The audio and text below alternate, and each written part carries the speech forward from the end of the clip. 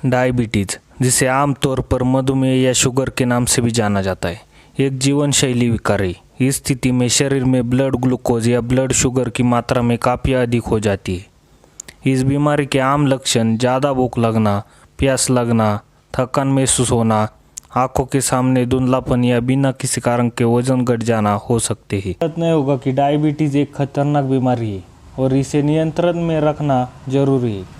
इसलिए सही आहार का पालन करना और अपने शरीर की अच्छी देखभाल करना इस बीमारी को नियंत्रित करने में मदद। कुछ खाद्य पदार्थ ब्लड शुगर के स्तर को कम करने में मदद करते हैं और इनके सेवन से आपको मधुमेह को नियंत्रित करने में मदद मिलती है। ऐसे खाद्य पदार्थों का सेवन करना भी बेहद फायदेमंद होता है। डायबिटीज़ डाइट में सम्मिलित होने वाली ये 10 आहार डायबिटिक संबंधी विकार को नियंत्रित रखने में महत्वपूर्ण भूमिका निभा सकते हैं। पहले नंबर पे आती है हरी पत्तीदार सब्जियां। हरी पत्तीदार सब्जियों में कैलोरीज पाई जाती है और ये सब्जियां काफ़ी पौष्टिक होती है। साथ ही पाचन योग्य कार्बोहाइड्रेट्स कम मात्रा में होने के वजह से ये पत्तीदार हरी सब्जियां ब्लड शुगर के स्तर को नियंत्रित में रखती है। उदाहरण के तौर पर पालक और दूसरी तरह की हरी पत्तीदार सब्जियां विटामिन और मिनरल से भरपूर होती है। एक शोध में पाया गया है कि विटामिन सी का बढ़ना डायबिटीज़ से पीड़ित लोगों में फास्टिंग ब्लड शुगर के स्तर को घटा देता है। दूसरे नंबर पे आती है दालचीनी। काफ़ी मात्रा में पाए जाने वाले एंटीऑक्सीडेंट्स के अलावा दालचीनी को डायबिटीज़ नियंत्रण में महत्वपूर्ण भूमिका निभाने के लिए भी जाना जाता है।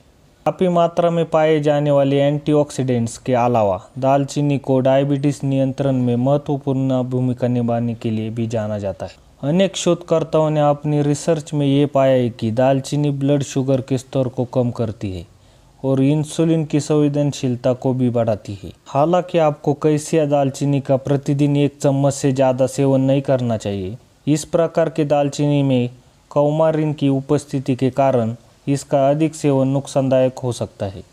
सिलोन दालचीनी इस प्रकार के दालचीनी में ज़्यादा कौमारिन नहीं होता है। तीसरे नंबर पर आती है फैट युक्त मछलियाँ। यदि आप डायबिटीज़ के मरीज हैं तो आपको सैल्मन, सार्डिन और मैकेरेल जैसे फैट युक्त मछलियों को अपने आहार में सम्मिलित करना चाहिए। ये फैट युक्त मछलियाँ फैटी एसिड्स का अच्छा स्रोत है। ओमेगा 3 फैटी एसिड्स आपके दिल की सेहत के लिए काफ़ी लाभदायक होते हैं। इस तरह के फैट को अपने आहार में सम्मिलित करना खास तौर पर से उन लोगों के लिए फ़ायदेमंद है जिन्हें दिल के रोगों का खतरा है। साथ ही इन मछलियों में उच्च गुणवत्ता वाला प्रोटीन भी होता है जो आपको लंबे समय तक भूख लगने से बचाता है। चौथे नंबर पे आती है चिया के बीज।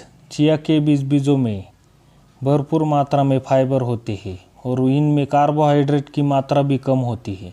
साथ ही इनमें मौजूद लसदार फाइबर ब्लड शुगर के स्तर को कम करता है। इसमें पाए जाने वाला विस्कस फाइबर उस दर को धीमा करता है जिस पर भोजन आंत के माध्यम से आगे बढ़ रहा है और अवशोषित हो रहा है।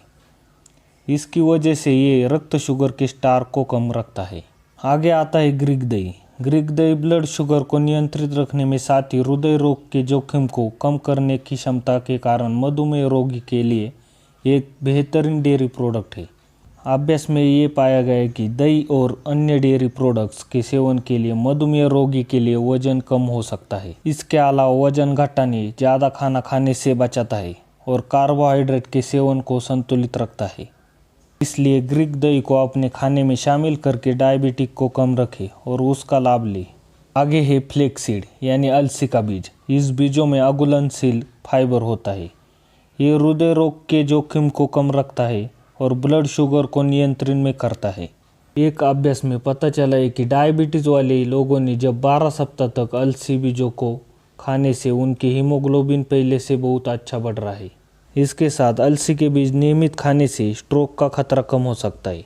इसमें मौजूद चिपचिपा फाइबर इंसुलिन को ठीक करने में बहुत प्रभावी काम करता है। आगे आता है नट्स। ये सभी को पता ही होगा कि हर प्रकार के मेवे फाइबर युक्त होते हैं।